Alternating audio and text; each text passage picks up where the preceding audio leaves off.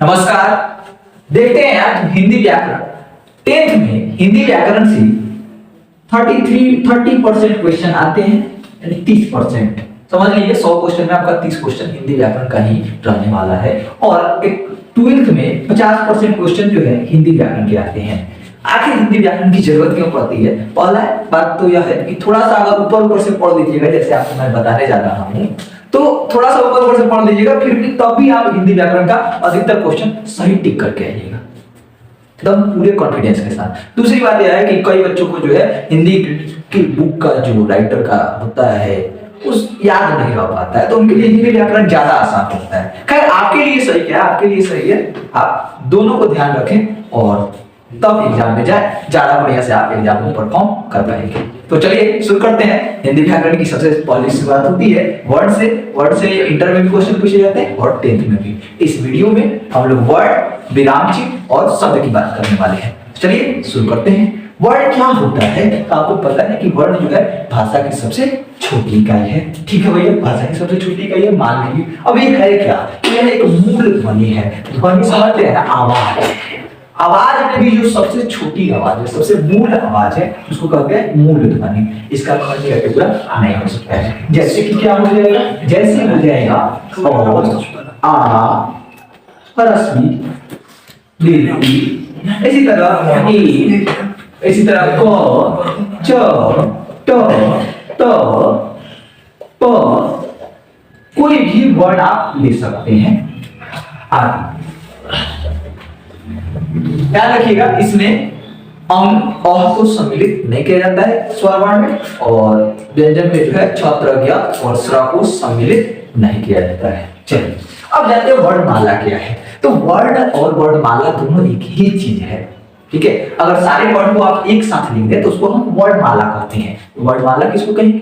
वर्णों के समूह को वर्णमाला कहेंगे। आपसे कई बार एग्जाम में पूछे जाते हैं सवाल कि हिंदी में मूल वर्ड की संख्या कितनी है? 44। यानी मूल वर्ड कितने हैं हिंदी में? 44। 11 स्वरमाला है और 33 व्यंजनमाला है। लेकिन अगर कहीं ना कहीं जो है कुछ वर्ड जो है और मिल जाते हैं और उनसे बनते हैं वाव। अभी मैं आपको बताऊंगा कहां से आते हैं। तो कुल वर्ड 52 है और मूल वर्ड है 44। लिखने की बात भी जहां तक होती है तो हम लोग 52 वर्डों का ही प्रयोग करते हैं। चलिए अब जानते हैं स्वरमाला क्या है। तो स्वरों, देखिए वर्ण जो है दो टाइप के होंगे, एक स्वर और एक व्यंजन। ठीक है, तो स्वरों का समूह जो होगा क्या कहलाएगा? स्वरमाला कहलाएगा। स्वरों का समूह, जैसे इसमें क्या आ जाएगा, अभी मैं लिख देता हूं टोटल। आपका हिंदी में ओ आता है, आ आता है, ह्रस्व आता है, दीर्घ आता है, ह्रस्व उ आता है, दीर्घ आता है, इसके बाद री आता है, ए आता है, ऐ आता है, ओ आता है और औ आता है। ठीक है, संस्कृत में ध्यान रखिएगा 13 होता है, इसमें एक दीर्घ री और री की मात्रा बढ़ जाती है, बाकी हिंदी में 11 ही होते हैं। चलिए अब व्यंजनमाला की बात करते हैं। इसमें क्या आता है? इसमें कवर्ग आता है। कवर्ग यानी क, ख, ग, घ, अंग। कवर्ग यानी क, ख, ग, घ, अंग। इसके बाद चवर्ग आता है, टवर्ग आता है, तवर्ग आता है। बात समझ रहे हैं ना? सब में 5-5 वर्ड पवर्ग। इसके अलावा य, ल वो एक साथ नहीं है, प्लास दंस दंस ह ये आते हैं। 8 यहाँ पे हुए और 25 यहाँ पे हुए। 25 कितने हो गए? 33 हो गए। वैसे छ, त्र, य, स्र ये भी, इसको भी हम व्यंजन मानते हैं। देखिए ये दो वर्णों से मिलकर बने हैं, दो व्यंजन से मिलकर बने हैं, इसलिए इसको संयुक्त व्यंजन आगे देखेंगे अगली कैटेगरी में रखते हैं। ठीक है, मूल वर्ड में 33 या कितना होगा? 33 और 11 44 वर्ड ही होते हैं। कुल वर्ड की बात आगे करेंगे। चलिए अब जानते हैं स्वर वर्ड, थोड़ा सा विस्तार से जानते हैं। स्वर वर्ड क्या होता है? स्वर वर्ड वह होता है जिसका उच्चारण खुद से होता है, यानी इसके उच्चारण में हमें किसी अन्य वर्ड की सहायता नहीं लेनी पड़ती है, सीधी सी बात है। चलिए आप भी समझिए। अब स्वर वर्ड होते कितने तरह के हैं? तो एक हो गया उच्चारण के समय के आधार पर। ठीक है, तो ह्रस्व स्वर के उच्चारण में एक मात्रा का समय लगता है। बोलेंगे ह्रस्व स्वर किसे कहते हैं? जिसके उच्चारण में एक मात्रा का स्वर लगता है, समय लगता है, उसको ह्रस्व स्वर कहेंगे। इसमें कितने वर्ण आते हैं भैया? इसमें वर्ण आते हैं 4। कितने वर्ण आते हैं? 4। और ध्यान रखना है कौन कौन आते हैं? और ह्रस्व ई, ह्रस्व उ और री, ये 4 वर्ड आते हैं। इनको हम मूल स्वर भी कहते हैं। क्या कहते हैं? मूल स्वर भी कहते हैं। ह्रस्व स्वर को मूल स्वर भी कहते हैं। एक मूल स्वर होता है और दूसरा संधि स्वर होता है या समान स्वर होता है। अब आइए दीर्घ स्वर जानते हैं क्या है। दीर्घ स्वर की संख्या होती है 7। टोटल तो 11 होता है ना, तो 4 ही हो गया तो 7 ही हो गया। संस्कृत में यही ह्रस्व स्वर जो है 5 होता है और मूल स्वर सॉरी दीर्घ स्वर जो है 8 होता है। ध्यान रखिएगा, हिंदी में 4 7 उसमें 8, 5 8। अब देखिए यह क्या क्या होता है, इसमें आ आता है, दीर्घ ई आता है, दीर्घ ऊ आता है और इसके बाद ई आई ओ औ, ये हो गया आपके 7। तो ये हो गया आपके दीर्घ स्वर। प्लुत स्वर क्या होता है? तो जब भी प्लुत स्वर का प्रयोग वैसे पहले होता था, वेदों में किया गया है, संगीत में किया जाता है, जब भी कोई सुर आलापा जाता है तब किया जाता है।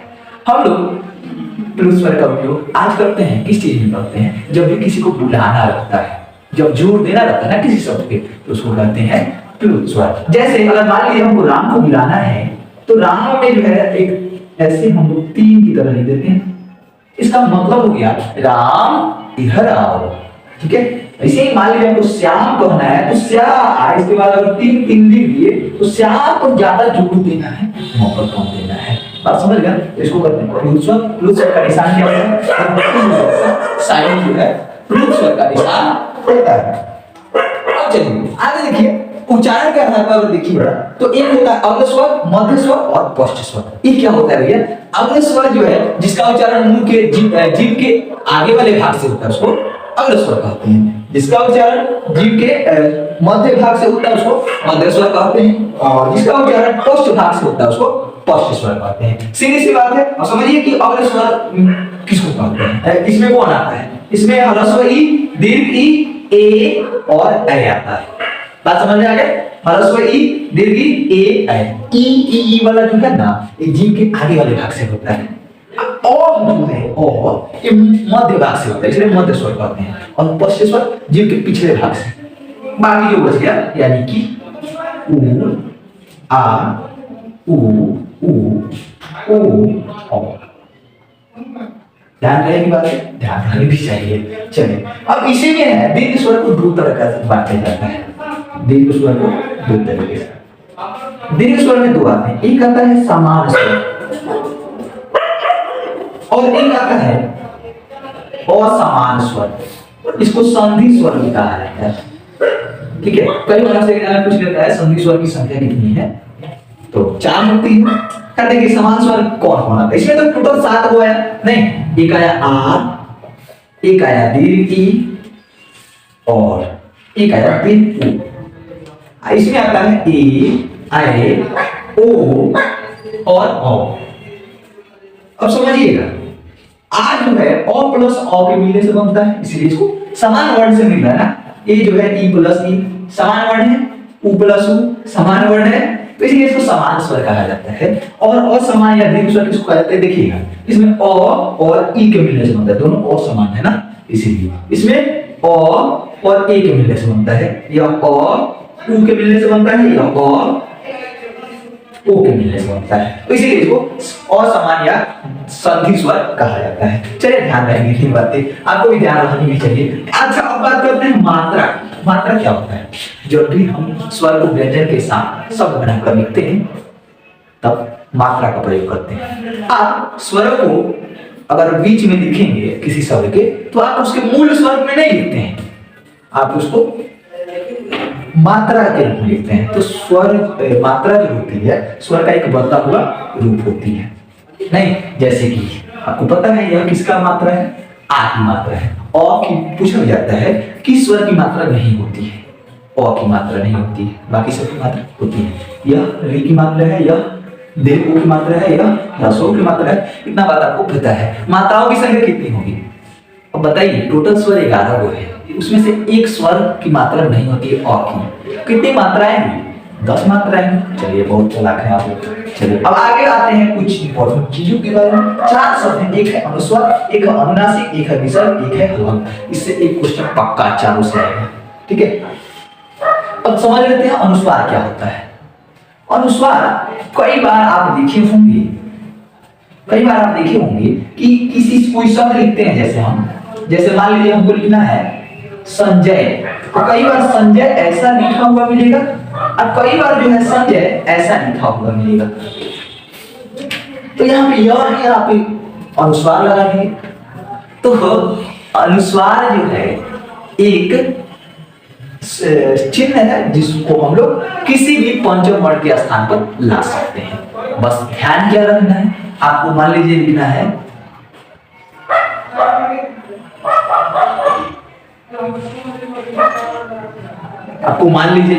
कुंदन, ठीक है।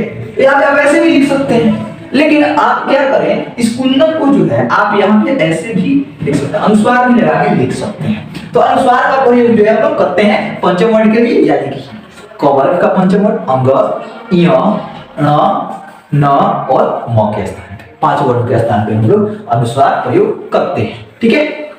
अब क्या ध्यान रखना हमको अनुस्वार प्रयोग करते समय, कभी भी हम लोग अनुस्वार जो है संशय लिखा है तालाब सब दंश, उसके साथ हमेशा अनुस्वार आएगा, तो ये 9 वाला मात्रा नहीं आ सकता है। इसी तरह य, र, ल, व, इसके साथ हमेशा जो है 9 की मात्रा आएगा, अनुस्वार इसके साथ नहीं आता है। तो ध्यान रखिएगा, य, र, ल, व यानी अंतस्थ वर्ण के लिए अनुस्वार नहीं आता है। चलिए अब बात करते हैं, अनुस्वार हो गया, अनुनासिक की बात करते हैं। अनुस्वार आपको समझ में भी आ गया होगा। अनुनासिक समझते हैं कि अनुनासिक क्या होता है। अनुस्वार अनुनासिक बोलते हैं हम लोग हिंदी में बोलते हैं ना चंद्रबिंदु, तो चंद्रबिंदु को क्या करते हैं, अनुनासिक करते हैं।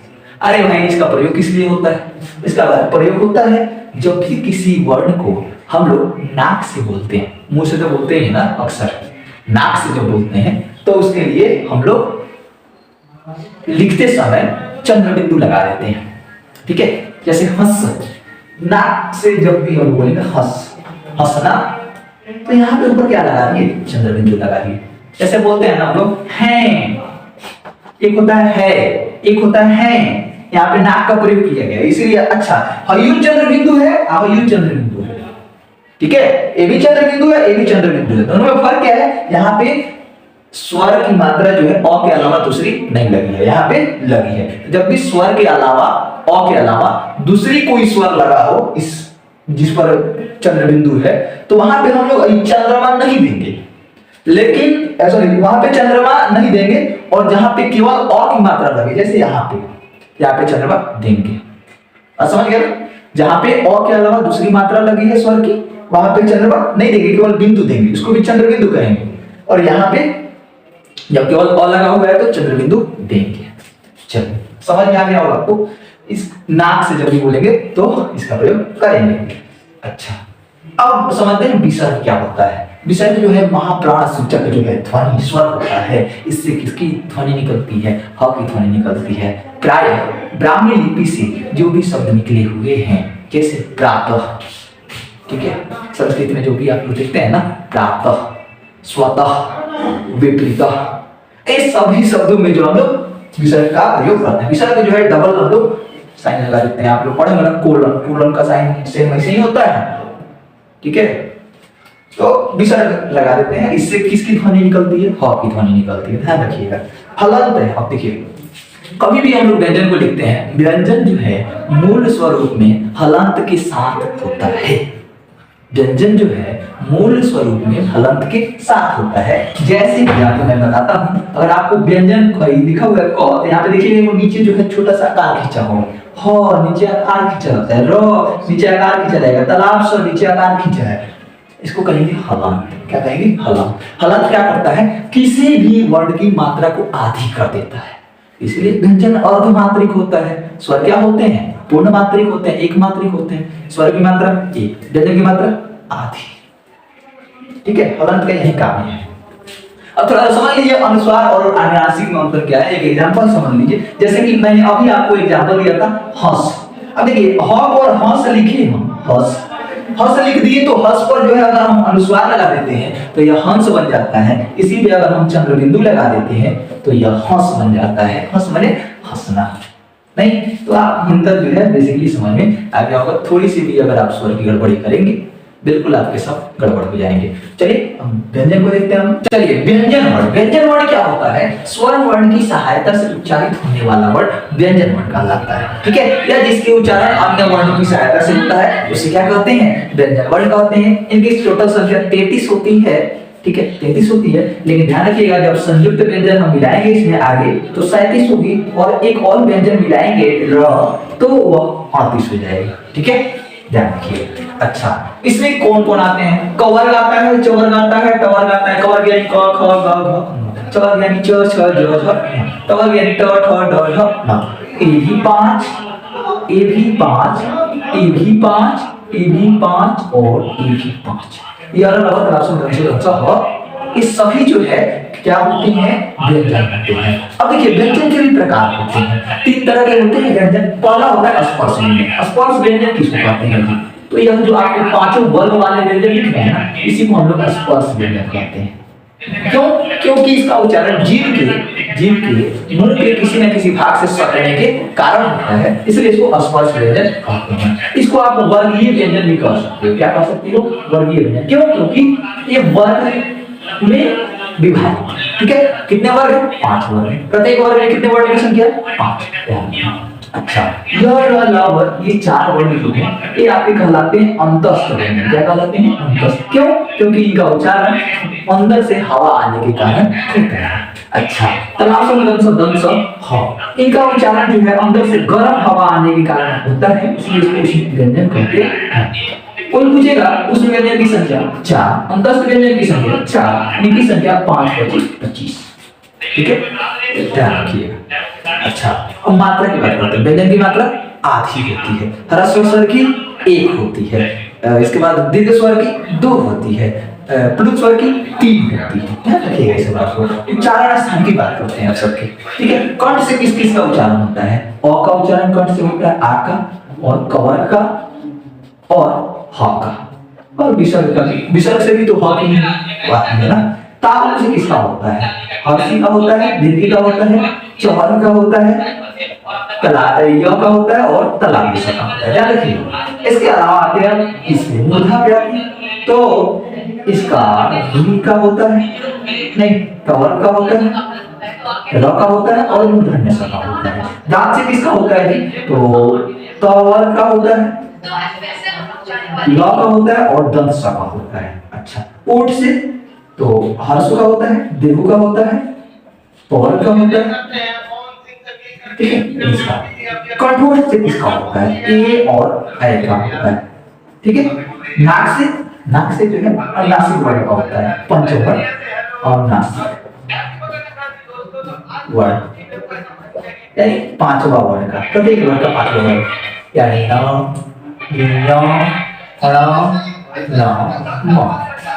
और दंतों से व का होता है, ठीक है। अब चलिए एक बार समझ लीजिए अच्छे से। ओ शुरू वाला ओ देखिए, ओ आ कवर, ओ आ कवर, और विसर्ग कर्ण से। तालु से ओ आगे वाला दिया था, और से देखिए समझ था बीच में यहाँ पे दो जो है ये थी पड़ मूर्धा और दांत जो है हो गया आ उ, ठीक। ओठ से नहीं, इसके बाद मूर्धा का ही टू। अब इसी तरह तवर का दंत से होता है, लव का दंत से होता है और दंत स का दंत से होता है। देखिए तालाब स जो है इस स का उच्चारण तालु से होता है, श, ठीक है, तो इसलिए इसको तालाब स कहा जाता है। इसका उच्चारण जो है मूर्धा से होता है, श, तो इसका इसलिए मूर्धा से होता है। इसको स कहते हैं, स, तो इसलिए इसका दांत से उच्चारण होता है और इसलिए इसको दंत स भी कहा जाता है। ध्यान रखिएगा, ठीक है। अनुनासिक वर्ण आपको पता चल चुका है, वो भी आपको दंतोष ये सारे। अच्छा, इसको कंठ्य वर्ण कहेंगे, इसको तालाब्य वर्ण, इसको मूर्धन्य वर्ण, इसको दंत्य वर्ण, ओष्ठ वर्ण। इतना तो समझ में आता है, जिसका उच्चारण जहां से हो उसको उस वर्ण के नाम दे देंगे। चलिए अब बात करते हैं 3-4 चीजों की। सबसे पहला है घोष वर्ण, ठीक है। इसके बाद है अघोष वर्ण, आराम से समझिएगा। सबसे पहला है घोष वर्ण। घोष वर्ण क्या होता है? प्रत्येक वर्ण का पहला वर्ण और दूसरा वर्ण, इसके अलावा तालाब्य स, मूर्धन्य स, दंत स, तीनों स, पहला दूसरा तीनों सम, पहला दूसरा तीनों सम घोषवर्ण। अब घोष में क्या आता है, बाकी सब तीसरा चौथा और पांचवा। इसके अलावा य र ल व और ह, ये होता है अघोषवर्ण। बात समझ गए, घोषवर्ण पहला दूसरा तलाशा मदद तीनों से, अघोषवर्ण तीसरा चौथा पांचवा और य र ल व ह। अब आते हैं अल्पप्राण पे। अल्पप्राण में क्या आता है, तो अल्पप्राण में जो है, अल्पप्राण में पहला तीसरा और पांचवा वर्ण आता है। ठीक है, पहला तीसरा पांचवा वर्ण आता है। इसके साथ साथ तलाश मूर्धन्य दंश और ह। ठीक है, महाप्राण में क्या आता है, दूसरा और चौथा। पर इसमें य आएगा ना, इसमें य आएगा, य इसमें आएगा तलाश मूर्धन्य दंश ह। ठीक है, इतनी बातें आपको ध्यान में रखनी है। घोषवर्ण पहला दूसरा, अघोषवर्ण तीसरा चौथा पांचवा और य र ल व ह। इसके बाद अल्पप्राण पहला तीसरा पांचवा, महाप्राण दूसरा चौथा, इसमें य र ल व, इसमें तलाश मूर्धन्य ह। कोई दिक्कत की बात नहीं होनी चाहिए। देखते हैं कुछ क्वेश्चन। जैसे क्वेश्चन पूछा हुआ है कि हलंत लगा देने पर व्यंजन की मात्रा क्या हो जाती है, आधी हो जाती है भाई। इसके बाद स्वरों की मात्रा कितनी होती है, एक होती है, सीधी सी बात है। दीर्घ स्वर की मात्रा कितनी होती है, एक होती है। चलिए अब बात करते हैं विराम चिन्ह यानी पंक्चुएशन मार्क की। अंग्रेजी में पंक्चुएशन मार्क कहते हैं और हिंदी में विराम चिन्ह कहते हैं। इंग्लिश वाला तो जानते हैं आप लोग, हिंदी वाला भी जान लीजिए आज। चलिए सबसे पहला है कॉमा। कॉमा मतलब यह अल्प विराम हिंदी में कहते हैं। जब भी कोई वाक्य हम बोलते हैं, जैसे हमको 4 आदमी का नाम लेना हो तो कैसे कहेंगे, राम, श्याम, सीता, मोहन, थोड़ा सा विराम ले रहे हैं तो उसको हम लोग कोमा लगा के करते हैं, यानी अल्प विराम लगा के। इसके बाद दूसरा है अर्ध विराम। ज्यादा मान लीजिए हमको कहना है, जैसे हम कहेंगे कि रात बीत गई और हम लोग घर आए, रात बीत गई हम लोग घर आए। तो जब यहाँ पे हम लोग देखिए, यहाँ पे थोड़ा सा ज्यादा देर रुक रहे हैं, तो रात बीत गई, रात बीत गई, तो यहाँ पे हम लोग क्या लगाएंगे, सेमीकोलन का साइन लगाएंगे, हम लोग घर है उसके बाद लिखेंगे। ठीक है, इसके बाद है पूर्ण विराम, जिसको अंग्रेजी में फुल स्टॉप कहते हैं। हिंदी में हम लोग लाइन खींच के करते हैं और इंग्लिश में जो है हम लोग डॉट का साइन लगा के करते हैं। इसके बाद बात करते हैं उपविराम की। उपविराम को अंग्रेजी में कोलन कहते हैं। कोलन जो है डबल साइड, डबल जो है बिंदु लिख देते हैं तो कोलन का हो जाता है। कोलन का प्रयोग कहाँ किया जाता है, उपविराम का प्रयोग जब भी हम लोग थोड़ा देर के लिए सेंटेंस में रुक जाते हैं, थोड़ा ज्यादा देर के लिए, उसको उपविराम लगाते हैं। ठीक है, विस्मयादि बोधक चिन्ह, जब भी हम लोग ज्यादा खुश हो गए, ज्यादा दुखी हो गए, आश्चर्य हो गया, जैसे हाय, छी, आह, तो इन सब में हम लोग लगाते हैं विस्मयादि। सामान्यतः अव्यय के आगे लगाते हैं। इसके बाद बात करते हैं प्रश्नवाचक चिन्ह। जब भी हम कोई सवाल करें, तुम कैसे हो, मैं कैसा हूं, हम लोग कौन है, तो इस टाइप में हम लोग क्या लगाएंगे, प्रश्नवाचक चिन्ह लगाते हैं। इसके बाद कोष्टक चिन्ह की बात करें। अच्छा प्रश्नवाचक चिन्ह यह होता है जी। कोष्टक चिन्ह क्या होता है, कोष्टक चिन्ह जब भी हम लोग को किसी का अर्थ स्पष्ट करना रहता है, जैसे हम कहें कवियों का कवि, कवियों का कवि, सब भारत में कवियों के कवि पैदा हुए हैं। अब किसको कह रहे हैं कवियों का कवि, कालिदास को, तो लिखना पड़ेगा कोष्ट में कवियों के कवि के बाद कालिदास। तो उसके लिए हम लोग कोष्टक चिन्ह का प्रयोग करते हैं जब भी हम लोग को किसी बात का स्पष्ट करना होता है। योजक चिन्ह, हाइफन का प्रयोग कहाँ करते हैं, आप एक पढ़े होंगे समास, एक होता है समस्त पद, एक होता है समास पद। तो जब भी समास का समस्त पद लिखा जाता है तो हाइफन का प्रयोग करते हैं। जैसे हम कहें तन मन धन, तन मन धन, तो बीच में हम लोग क्या लगाते हैं, हाइफन लगाते हैं। झूठ सच, हाइफन लगाना कि नहीं लगाना, लगाना पड़ता है। राम श्याम, राम सीता, ठीक है, तो सब में हाइफन का चिन्ह लगाते हैं। इसके बाद उदाहरण चिन्ह, जब भी हम लोग किसी पंक्ति को कोट करते हैं, किसी की कही हुई बात को कहते हैं, तो उसको लिखने के लिए हम लोग उदाहरण चिन्ह का लगाते हैं। अगर बात थोड़ी कम महत्वपूर्ण है, सिंगल इन्वर्टेड कोमा, अगर बात ज्यादा महत्वपूर्ण है, डबल इन्वर्टेड कोमा। ठीक है, बड़े शख्सियत के द्वारा कही गई है।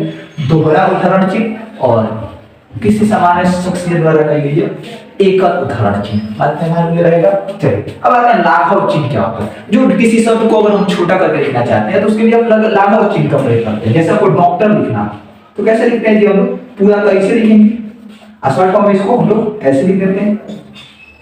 नहीं, तो ये भी डॉक्टर है, ये भी डॉक्टर है, तो इसीलिए इसको कहते हैं लाघव चिन्ह। छोटे अक्षरों को लिखने के लिए हम लोग प्रयोग करते हैं।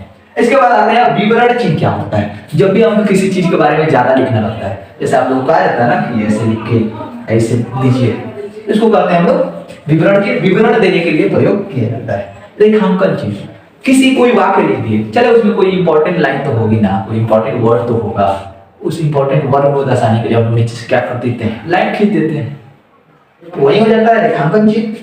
अच्छा, लोप चिन्ह क्या होता है। लोप चिन्ह का प्रयोग जो है सामान्यतः टाइपिंग में तो नहीं किया जाता होगा।